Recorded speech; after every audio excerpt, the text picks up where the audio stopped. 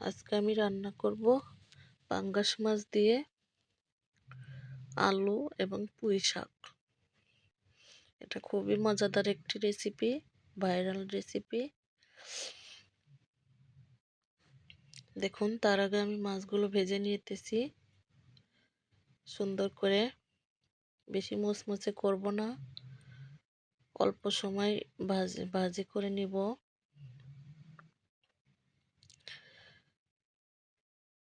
এই তো আমি কড়াই বসিয়ে দিলাম চুলাতে। মাছ ভাজির যে বাকি তেলগুলো সেগুলো আমি দিয়ে দিলাম।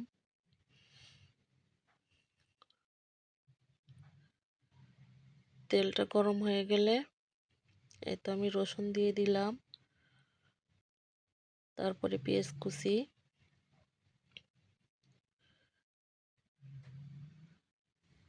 ভালোভাবে নাড়া দিয়ে নিব। এই তরকারিতে আমি কাঁচামরিচ ব্যবহার করতেছি না। জিরে দিয়ে নিলাম।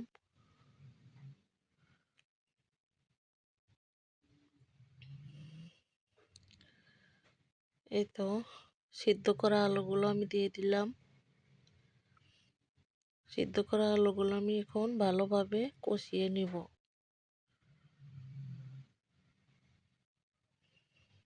দেখতেই পারছেন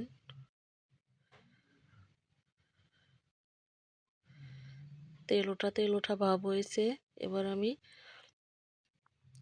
পুঁই শাকগুলো দিয়ে দিব।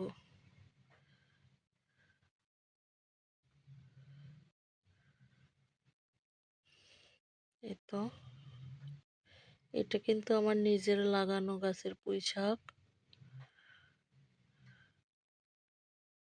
একদম টাটকা। এই যে পুঁই শাকও সিদ্ধ হয়ে গেছে, পানি উঠে গেছে শাকের থেকে।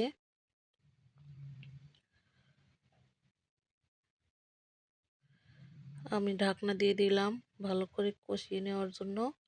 এই তো পানি দিয়ে দিলাম ঝোল।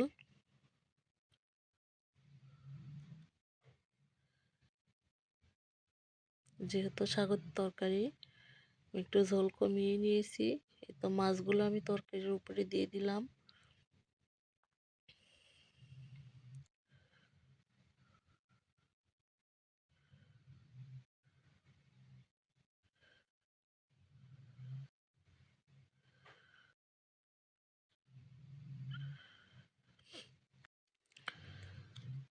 আমি আবারও ঢেকে নিলাম, ঢাকনা উঠিয়ে দিলাম।